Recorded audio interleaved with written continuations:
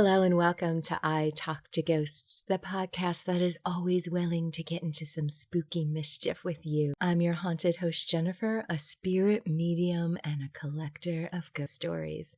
And I'm very delighted that you are here with me this evening, dear listener. This happens to be the 1-year anniversary of the podcast launch. It was a spooky night just like this.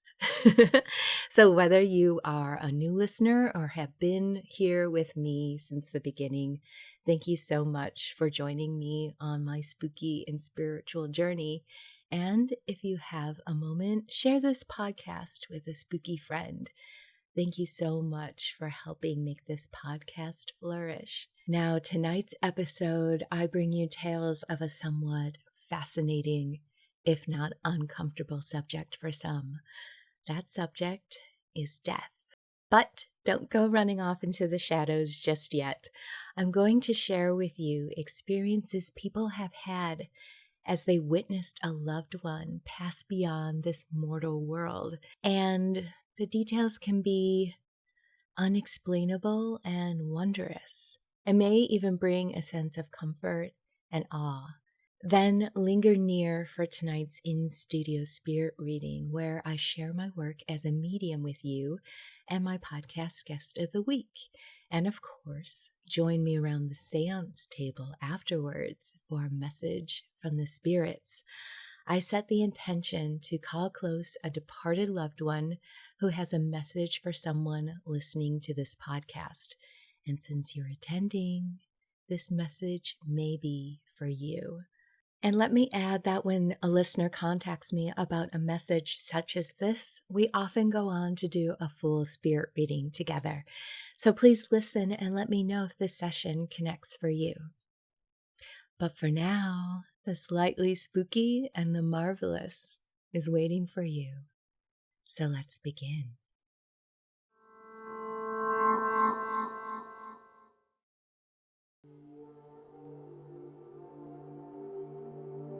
I worked as a social worker with many patients.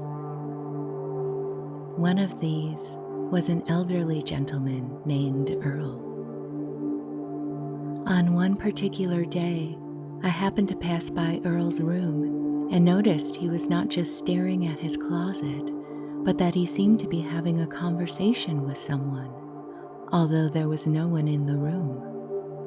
Slowly, I entered and attempted to walk closer to him without disrupting the conversation. But Earl turned and looked at me and smiled, and then turned back to the closet and stated, "Excuse me, gentlemen, I have a visitor." Completely caught off guard by the clear speech Earl had uttered to someone else in the empty room, I apologized and stated that I didn't mean to interrupt and that I had just heard him talking to someone. Again, in a very lucid manner, Earl responded, "Oh, I was just talking to those men over there." And he gestured towards the closet. There was no one visible standing there. I asked Earl what the men wanted, and he responded, "They want me to come with them." "Really?" I questioned. "What do you think about that?" "Oh, I don't know. I've been pondering on it," he replied. "Well, what did you tell them?" "I didn't tell them anything yet. You interrupted our conversation." "Oh, I'm sorry. Please continue. I didn't mean to interrupt." "It's all right," Earl responded, and he turned back to the men and continued his intense conversation. Feeling like a complete intruder, I bowed out of the room. About 4 days later, Earl became very ill with pneumonia, and he was essentially bedbound and dying. On day 7 of his illness, his wife was sitting at Earl's bedside, and I recounted the story of the events in his room. With tears in her eyes, Bonnie incredulously informed me that about 2 weeks ago, Earl had told her that his 2 good friends, Bud and Frank, had been to the nursing home to visit him. She thought this was crazy talk because both Bud and Frank had been gone for several years. But now she knew that they had actually been there, that they had been there for a reason, to tell Earl that it was time to go. That evening, exactly 1 week after the encounter in Earl's room, we were all comforted to know that Earl left with his 2 good friends. He had decided to go with them after all.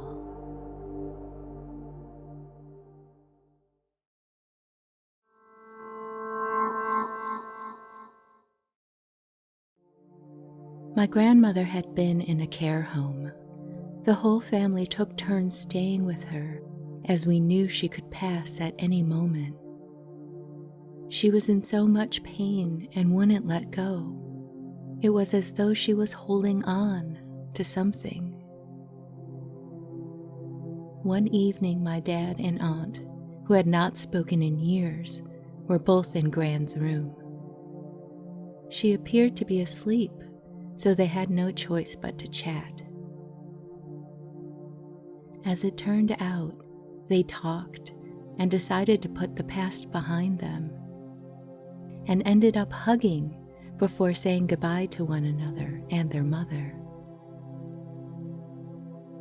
My other uncle showed up as they left, and my dad had not been home long, and the nursing home called to say that, unfortunately, my gran had passed away. It seemed as though she had found peace, knowing her children were talking again. My dad, mother, and I jumped straight into the car and made our way back over to the nursing home. We parked, and as I got out of the car, I looked up to see my gran standing in the upstairs window. She looked happy and not in pain as she usually did. She was smiling and waving. I looked behind me and I saw my mom waving and smiling at the same window. And then I said, "There must be some mistake." My dad asked what I was talking about and asked why I was rushing to the door. I told him to look up, but he couldn't see Gran, yet me and my mother were able to. We walked into the care home, and I was heartbroken to find out she had in fact passed over. I think she had found her peace. Her pain was no longer, and she was just wanting to say goodbye to us.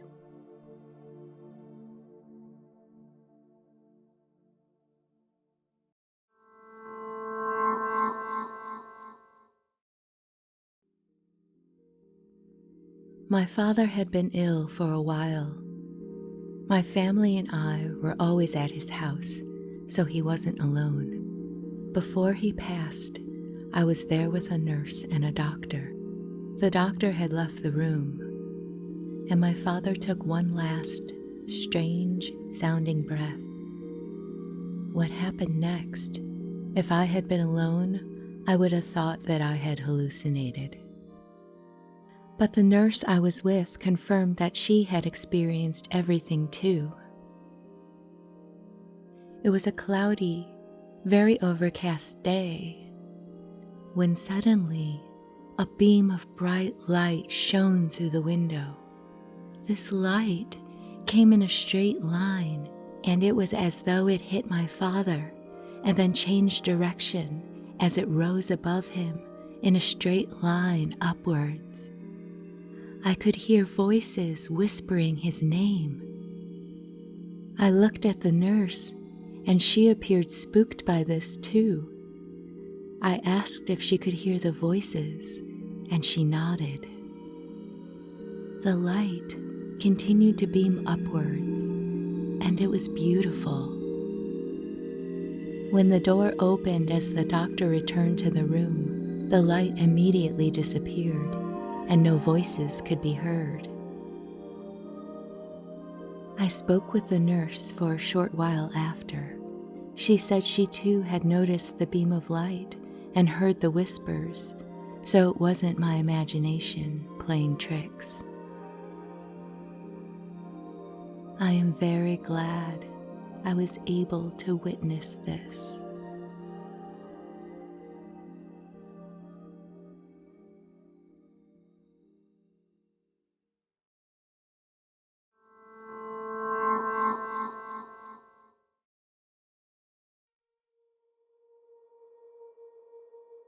It was Jean's 87th birthday.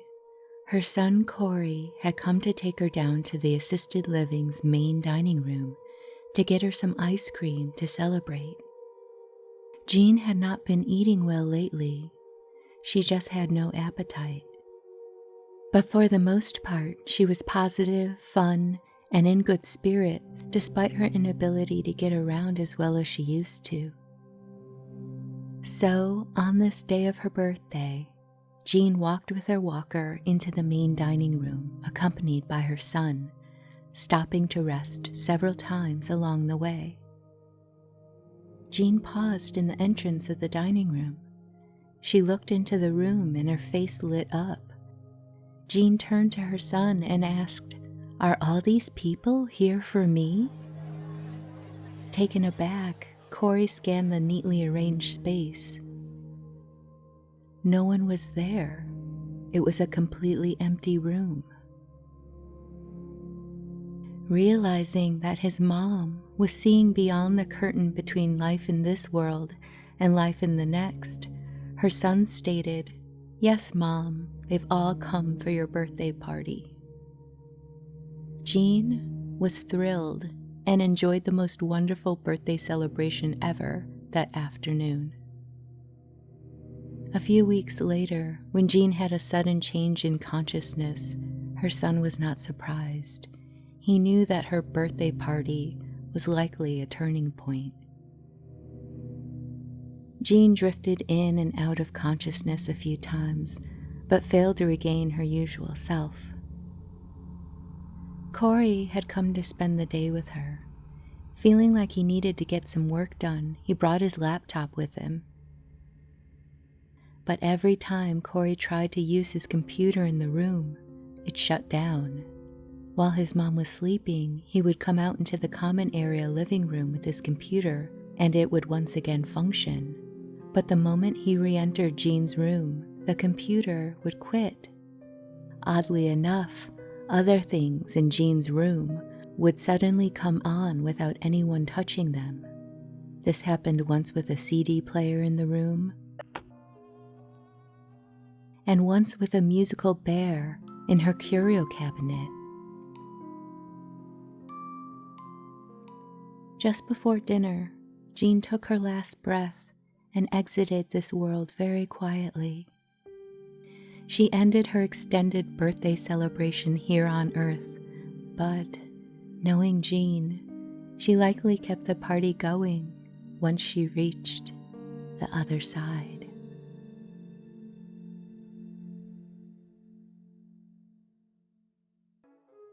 Do you have a personal ghost story you would like to tell me? I may share it on the podcast. Email me at speaknow@italktoghosts.com. Hello and welcome back to I Talk to Ghosts. My guest this evening is Mary Ann. Mary Ann, welcome to the podcast and your reading. How are you doing this evening? Good, thank you. Wonderful. Well, thank you so much for meeting with me.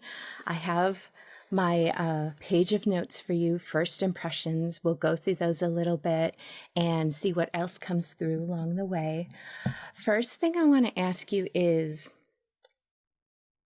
people in your family, past and still around, is there a little bit of a night and day personality thing going on between some people who are really nurturing and caring and other people who are more reserved and other people who might even be a little bit fighty? Yeah, I can see that, yes. I think there's an acknowledgement of that going on, that there's just so many different energies, and I wouldn't be surprised if it's a little bit of a family trait, just like every generation has this mix. That wouldn't surprise me either. There is one woman who was coming through for me feels like mother vibes. She seemed to be hardworking, heart of gold type of person. Maybe you could even describe her as tough as nails, but on the inside, she just had that heart of gold. Does this make sense to you? I can see that then in one of my grandmothers. Okay. Did she? I think that's her who was coming in. There was an emphasis on she worked hard. She's even showing me like rough hands. And there's this theme of recuperation going on throughout when I'm touching base with vibes. And even with her, it was like, I've worked really hard in life. I want everyone to know that it's not that way for me anymore. And she's finally getting that rest. And that it could be my mother-in-law when you go into that further. Okay. I didn't really see the heart of gold all the time, but I'm sure maybe it was there. I'm not positive. You know how mother-in-laws are. Oh, sure. Well, yeah, here's the thing. She's coming through with some nurturing energy and that's a great way to say it, because maybe she wasn't able to really express it that well in life. Probably not. And this person is coming off as kind of tough as nails, kind of reserved. There's a bit of a wall there. You know what I mean? A bit of armor going on. I could see that. But, and then when energies come in, because none of us have only one single spirit wanting to come in, but like energies can come in together, because they kind of reinforce themselves in a way. So I could see her coming in with your grandmother, who kind of feels like the same energy. It's like, hey, let's amplify each other. Does that make sense? Yeah, it makes sense. Did your grandfather pass away too? What about your dad? Yes. Both? Yes. Did he consider you daddy's girl? Yeah, I was the youngest, so probably, yeah. Okay, yeah.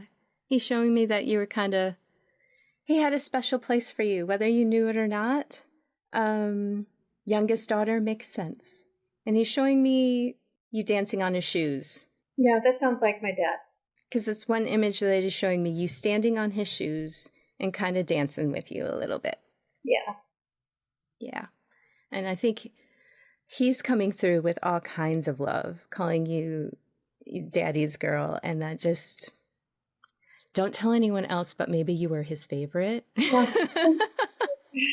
that hard to believe. I don't know. Believe it. I was being shown, this is kind of getting specific, maybe with you, maybe just something that was in the family. An old stuffed animal of either, I can't get a clear picture of it, either a lion or a bear. It has like a golden brown fur to it. Yeah, it is. It was Shaggy Dog. Shaggy Dog? Yeah, I still have him. Yeah, that was being brought up. And sometimes when I'm shown things, I'm shown them very close up so I don't get the whole picture. Right. And just this golden brown fur and that's the color of him. Other impressions I was getting. Some traditional old world type cooking that not everyone liked. Yeah. Who is that connected with? My mother, I think, and my grandmother. She was German. My mother used to cook things and put a lot of pepper on them, and I didn't like pepper. And grandmother, she was, of course, German. She made a lot of different German dishes that getting used to. Now as an adult, I like them, but not then as a child. Sure. Yeah. Isn't that funny how we kind of grow into our tastes with things? Yes, we do. Let me see. I was getting the impression of restlessness. It could be nodding towards something current, because it also is something that they could relate to. Like, again, that family energy coming through. Frustration. There's frustration there. It was brought up a couple times, so I kind of want to explore that a little bit more. Just bear with me for a second. Okay. Here is the spirit advice. We put a lot of pressure on ourselves, and we can almost, to the point where you can pretty much say we're kind of self-tormenting ourselves. Mm-hmm. So if there is any situation that you can see where someone is just so frustrated, it might even come down to like this self-critique that is going on. Mm-hmm. Does that make sense? Yes, it does. Okay. It would be my daughter that's sitting here with me. Okay. Phoebe, right? Yes. I think this is why they wouldn't let it go. Okay. Don't be so hard on yourself. You've got a lot of criticism that is just, it doesn't serve you and it's not needed. And if they could reach out and show you how beautiful you are, they would. Sorry. No, it's okay. That's a good message. So I think that, remember that if you could ever step back and pour some love and kindness onto that, that bonfire of criticism that you have going, and just, support and just love. Who else in the family who has passed kind of dealt with this too? I feel like this is an echoed energy. I just always had a very big connection with my grandpa. Grandpa. Yeah, it's probably my father. That feels right to me. Okay. I'm sorry. No, you're good. You're good. This is important. There's nothing to apologize for. This is so important. He wouldn't it was like, we have to talk about this. We have to talk about this. She's very much that way. And I keep telling her the exact same thing. When we give attention to ourselves, we validate what we're feeling. There's nothing wrong with what you feel. It's just you could very much nurture yourself in a way that could get you out of this cycle of frustration with yourself and criticism. And just be gentle with yourself and feel what you want to feel. But then really, your mom is right there with you. You can talk about it, and your mom loves you so much. I just saw that look. She really oh my does. goodness. I do. I love her too. There's family dynamics here where, Marianne, you learned this from someone. It's hard to talk. Yeah, it is. It's hard to be honest about things or talk with someone because I feel like I'm always going to get in trouble. Right. It makes you feel vulnerable. Yeah. Vulnerability there. And trust each other. Trust each other here that it's okay to be vulnerable. And right. We do okay with that. But, good. There's other situations not so good. Sure. Our family is not communicative. It's right. It's taken us, me and her, so long to just be able to just, okay, I'm over it. It's kind of like we have to break those cycles, Yeah. Absolutely. And I think that the energies that are coming through for you today are certainly owning it and saying, you know what, we had hard shells. Some of us had drama just for drama's sake. There was some negativity there of just, they didn't know where to direct it or how to fix it. So it came out in hurtful ways to people who were around them, if that makes sense. Yeah, that's the other message that is coming through about build the life that you want, not what was given to you or expected of you or how things were done in the past. It's like build the life that you want based on your choices, with all of your honest heart, your choices. Like, this is what I think. Like, I agree with all of this, and it's just hearing it makes me feel so good because, like, I feel like I'm always making the wrong choices. I'm always doing wrong, and it's like knowing that someone looking out for me is telling me, like, you're good, you're fine, you're doing what you need to do. Mm-hmm. Like, do it. Mm-hmm. don't always second guess yourself. Yeah, absolutely. Like in your heart of hearts, you will know if you're in the right space, making the right choices, because it lights you up inside, right? How can that be wrong? Yeah. I do have some messages that I wrote down for you. It felt like they were kind of projecting a little bit when they were talking about this. This was important to them. So it's important to them for you, if that makes sense. They really wanted to make sure that you weren't lonely. Don't be lonely. A big emphasis on emotional fulfillment for you. Like if you had a goal to really start on the path of, ask yourself every day, what do I need? What do I want to do? And in the spirit of emotional fulfillment.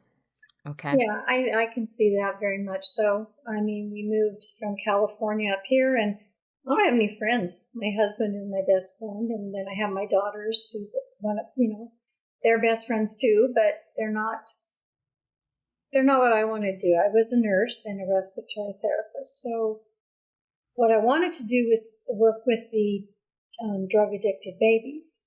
Mm-hmm. But because I have MS and I couldn't stand up fast enough from a chair, they told me I couldn't. So it was very, very disappointing because I love babies and that sort of thing. So yeah, that made me feel really good doing that. But I don't know, now I need to find something else, I guess. Yeah. The new goal for emotional fulfillment there. Yeah. How long have you been in Spokane? 5 years. 5 years? Okay. Yeah. Actually, I've written several stories. I just don't know how to get them published, and I've tried, different ways. And self-publishing is expensive, so that hasn't been on the agenda as of yet. Okay. Maybe someone listening to this podcast will have ideas about either self-publishing or something like that. That can kind of reach out, or maybe they're in the same predicament. And, because sometimes, all the time, messages come in for a reason, and the timing and why can be important too. So that'll be really interesting. Okay. The last part of the message seems a little metaphorical, but could also be literal.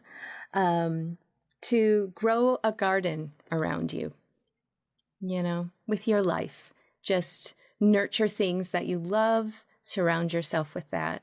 And again, I think it all comes down to emotional fulfillment. And just they really want everyone on your spirit team wants to cheerlead you on with that. Yeah, I get that. Okay. Well, thank you so much for meeting with me today. This has been wonderful, and for Phoebe as well. So I'm really glad that those messages and that communication happened. It's just so important. Yes. Before we go, do you have a personal ghost story that you would like to share? Yeah, I think I have several, but one I'll share. Listener ghost story. I don't know if it qualifies as a ghost story. From the ages of 15 to 19, I had night terrors, the same night terror of a man with a knife trying to kill me. Oh, I mean, goodness. I would jump out of bed, I'd run out of the room, I broke my foot one time, pulled a fingernail off one time, so it's lots of trauma there. Oh, wow. And when I had my first apartment, someone broke in, and their intention, I think, was to rape me, and they had a knife. So because I had multiple experiences getting away from this person as a younger child, I rolled out of my bed the other way and was able to call the police. So it's kind of, I don't know if that's a ghost story so much as premonition. Yeah, I mean, yeah. And of course, as a nurse, respiratory therapist, I see ghosts that have passed or that are going to pass. Had a woman who was talking to Jesus, and that room was full of white light. So, it's just different stories like that. I worked in the coronary care unit, and when someone codes or their heart stops, we're going to try to resuscitate them. But if we could not resuscitate them, I would see them walk out of the room as a white light.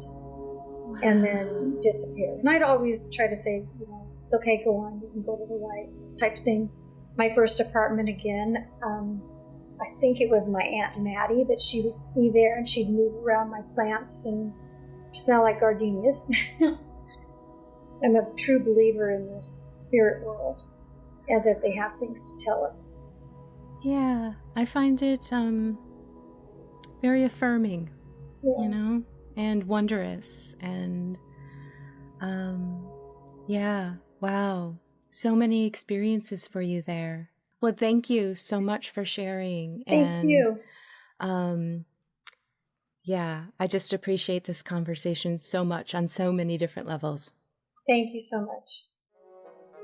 Would you like a free spirit reading with me and record your reading for the podcast? Sign up for your chance to be selected by visiting italktoghosts.com/guest. And as an added bonus, if you don't want to leave your reading up to chance, I'll let you in on a secret. There's a discount offer to book a private session with me, so you can book a date and time for certain. Visit italktoghosts.com/guest for more details. I can't wait to meet you. Hello and welcome back to I Talk to Ghosts. I have a message from the spirits this evening, so thank you for joining me around my seance table. Tonight I have with me a crystal to work with. It's called Celestite, and it is a lovely crystal, very much associated with uplifting and balancing your energy. It's associated with the throat chakra, the third eye, as well as the crown chakra. So a lot of spiritual, high vibrational work. It's said to help boost psychic abilities such as clairaudience and clairsentience. And overall, it's a lovely crystal to work with when doing spirit work. And speaking of spirit work, I like to ground and center, call a spirit close. Tonight I have a man with me who was a father, husband, grandfather. I think in this particular case, he would be your grandfather. You would remember him coming home. Coins and change seem to be a bit of a specific detail in his life. He always had change in his pockets. You associate the sound of coins with him. He had a big jar that he would collect money in. I wouldn't be surprised if the two of you made a fun outing of it to go cash in all this change. I don't necessarily think he was a coin collector. This feels like it was more associated with his work and kind of a byproduct, end result of his day. He's showing me some health burdens near the end of his life, but his personality, he was just always so jovial that he wanted to continue to celebrate and participate in all happy moments in life. His message for you tonight is he sees you struggling with a lot of emotional, physical stress right now, lack of sleep. It feels like it's work-related, but it could be numerous things just kind of piling up. And he really wants to remind you to be careful about what you're focusing on, that there are always other things you can shift your energy to kind of alleviate this a little bit. So make sure to give some of your energy to that. Don't let your imagination go into overdrive, creating worst case scenarios for yourself. That's not going to help. That's going to stir up more of the emotional. That will only magnify things and make it feel even worse. He's saying if you can take a little bit of a trip, travel a little bit, get out of your daily routine, this could help you reset your perspective. He says you have a little bit of the travel bug, and I think you get that from him as well. Kind of runs in your family a little bit. So there you go. If this message happens to connect for you and these details resonate with you, please reach out and let me know. Thank you.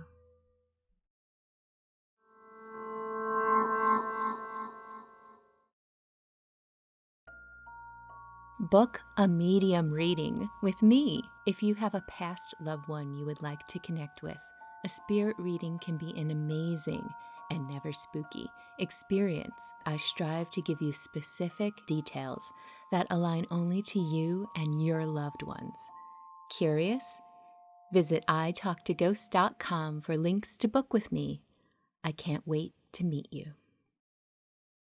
And with that, dear listener, we've reached the end of this episode of I Talk to Ghost. I hope you've enjoyed the spirit work I've shared with you this evening, as well as these tales of witnessing loved ones pass beyond this world.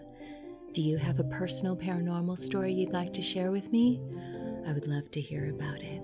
In the meantime, wherever you wander off to in this world or the next, just remember, come back and visit with me. Have a lovely evening and good night.